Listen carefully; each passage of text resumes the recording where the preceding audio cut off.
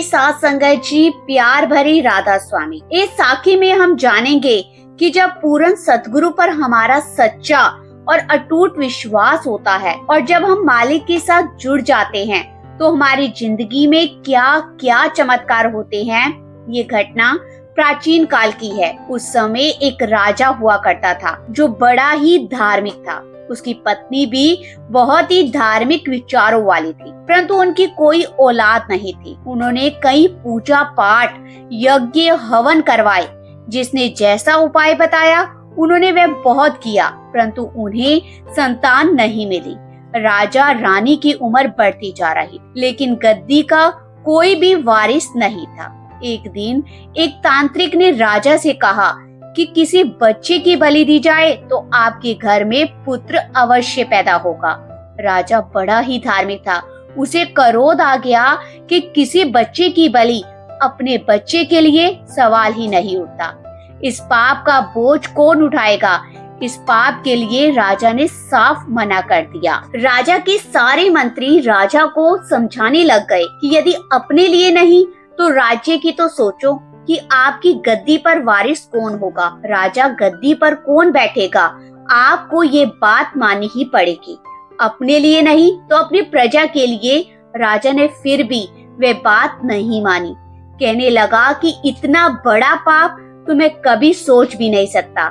जिस माता पिता के बच्चे की बलि दी जाएगी उनकी बददुआ मैं नहीं लूंगा।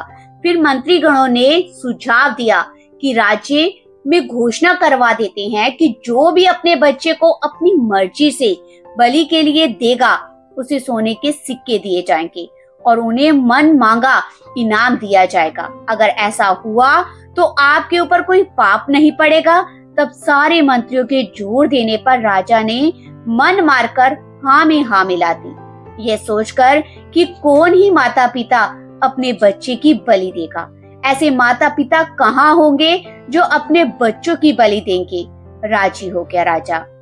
यह सोचकर राजा ने हाँ कर दी, लेकिन साथ ही उसी राज्य में रहने वाले एक ही परिवार में 7 बच्चे और यह परिवार बहुत गरीब था। उन्हें 6 बच्चे तो खेत में काम करते थे, लेकिन जो सबसे छोटा बच्चा था मेहनत कम करता था और सतगुरु का ध्यान ज्यादा करता था। समाधि लगाकर हमेशा बैठा रहता था। तो माता पिता ने विचार किया कि बाकी सारे तो मेहनती है, लेकिन सबसे छोटा ही बड़ा कामचोर है। काम कम करता है और जब देखो समाधि लाकर बैठा रहता है। क्यों ना इसी राजा को बलि के लिए दे दे, हमारी गरीबी भी दूर हो जाएगी। हमारे पास तो 7 पुत्र हैं। ये सोचकर छोटे से बालक को लेकर वह पिता चल पड़ा। छोटा सा बालक रास्ते में पिताजी से पूछता है, पिताजी हम कहाँ जा रहे हैं। पिता कह देते हैं कि तेरी बलि देने जा रहे हैं। छोटा सा बच्चा पूछता है कि बलि क्या होती है। पिता कहते हैं कि तेरा सिर कलम कर दिया जाएगा और उसके बदले राजा हमें बहुत सारा धन देगा। छोटा सा बालक ये बात सुनकर बड़ा हैरान हो जाता है और अपने पिता की तरफ देखता है कि उन्होंने मुझे जन्म दिया है, मेरे पिता ही मुझे मारने के लिए ले जा रहे हैं। हैरानी भरी नजरों से देखने लगा, लेकिन चुपचाप चलता गया और कुछ नहीं बोला। वे छोटा सा बालक जिसकी खेलने की उम्र है, उसका पिता उसे मरवाने के लिए लेकर जा रहा है।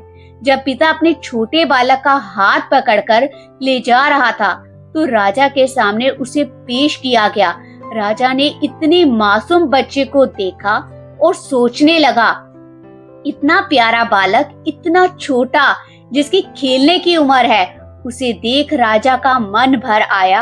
आंखों से आंसू छिपाते हुए पूछने लगा, क्या तेरे पिता तेरी मर्जी से तुझे यहाँ पर लाए हैं? तुझे पता है ना क्यों लेकर आए हैं? वह बच्चा बोला, हाँ मुझे पता है, मेरी बलि देने के लिए मैं यहाँ अपनी मर्जी से आया हूँ। राजा का मन हिल गया इतने छोटे बालक के मुंह से ये बात सुनकर, लेकिन राजा क्या करता, उसके ऊपर दबाव था, उसे ये काम करना ही पड़ेगा। मन मार कर राजा तारीख तय कर देता है। घोषणा करवाई जाती है कि इस दिन बच्चे की बलि दी जानी है। तय दिन पर प्रजा इकट्ठी हो गई और कसाई भी आ गया। अब छोटा बच्चा खड़ा है, राजा की आंखों में आंसू है। रानी भी बहुत ज्यादा घबराई हुई है कि हम क्या करने जा रहे हैं, परंतु ये कोई चारा नहीं।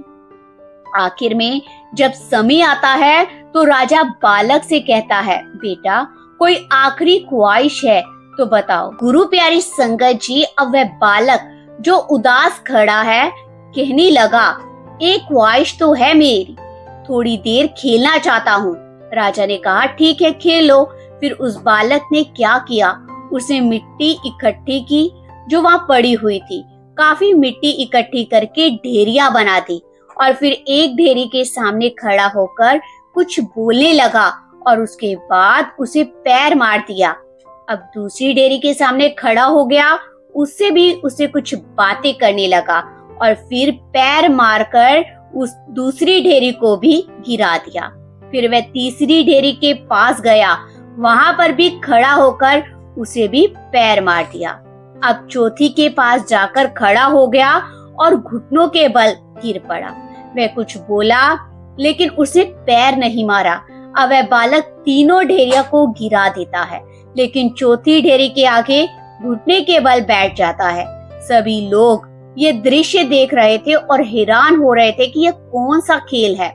अब थोड़ी देर बाद वह बालक उठता है और राजा से कहता है, राजा अब तुम अपना काम कर लो, मेरी बलि दे दो। राजा, जिसकी आंखों से आंसू आ रहे थे, राजा बालक से पूछता है, बेटा ये जो खेल था ये कौन सा खेल था? मुझे जानना है कि क्या खेल खेल रहा था जो तूने तीन ढेरी को लात मारकर गिरा दिया लेकिन चौथी को नहीं गिराया। तो वह बालक कहता है, राजन आपको क्या लेना है, मेरे ख्याल से आप अपना काम कीजिए। तो राजा कहने लगा, लेकिन मुझे यह तो बताओ कि ये खेल क्या था, मैं जानना चाहता हूँ।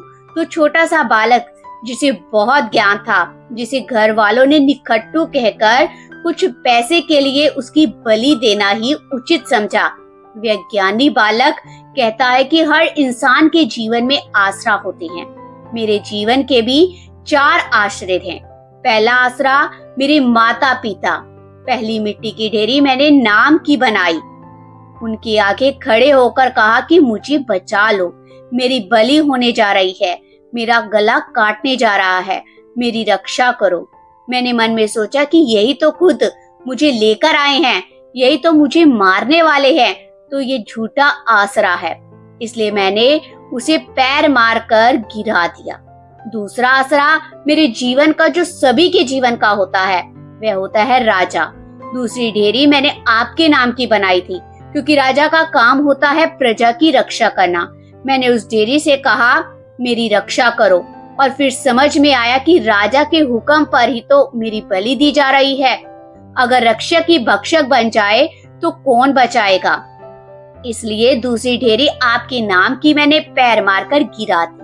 अब तीसरी ढेरी मैंने बनाई प्रजा के नाम की। जो प्रजा होती है अपने साथियों की रक्षा करती है, मिलजुल कर रहती है, परंतु यहाँ तो प्रजा मेरी गर्दन काटने का तमाशा देख रही है। एक भी इंसान इस समय से इस बलि को रोकने नहीं आया, सब तमाशा देखने के लिए आए हैं, इसलिए इसे भी मैंने पैर मारकर गिरा दिया। परिवार, राजा और प्रजा मेरे कोई काम नहीं आए, लेकिन आखिरी डेरी मेरे सतगुरु, मेरे परमात्मा की है, जिसका नाम मैं जपता हूँ। उस एक मालिक की उस ढेरी के आगे मैंने घुटने टेक दिए कि हे प्रभु, सब आसरे झूठे थे, सबने धोखा दे दिया, मुझे बस तुझ पे विश्वास है, एक तू ही है जो मेरी रक्षा कर सकता है, और इसलिए मैंने उस ढेरी को पैर नहीं मारा। मुझे उस पर ऐसा विश्वास है कि वह चाहे तो कुछ भी हो सकता है। राजा ये बात सुनकर जोर जोर से रोने लगा। एक छोटे से बच्चे से इतना ज्ञान सुनकर वह हैरान हो गया कि राजा तो रक्षक होता है, वही भक्षक बन गया। वह मंत्रियों और उस तांत्रिक पर चिल्ला पड़ा कि तुम सब लोगों के कहने पर मैंने हवन यज्ञ सब कुछ किया, जो जो कहा सब किया, लेकिन फिर भी मुझे संतान प्राप्ति ना हुई। लेकिन इसकी क्या गारंटी है कि बलि देने से बच्चा मिल जाएगा? राजा ने अपनी पत्नी से सलाह ली कि ये छोटा सा बालक इतना ज्ञानी है, क्यों ना मैं इसी को गोद ले लूं और इसे अपने राज्य का वारिस घोषित कर दूं। इससे बड़ा ज्ञानी कौन होगा, कहाँ मिलेगा, क्यों ना मैं इसे ही राजा का वारिस बना दूं। पत्नी ने एकदम हाँ भर दी। राजा भी खुश हो गया और रानी भी, सारी प्रजा खुश हो गई।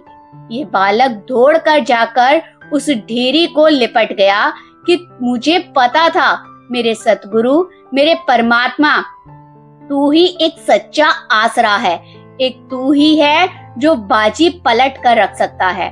संगत जी, इस साखी से हम सब ने समझा कि सतगुरु यानी परमात्मा कैसे बाजी पलट देते हैं। जिसको अपने परमात्मा पर, अपने सतगुरु पर विश्वास होता है, उसका कोई भी बाल भी बांका नहीं कर सकता।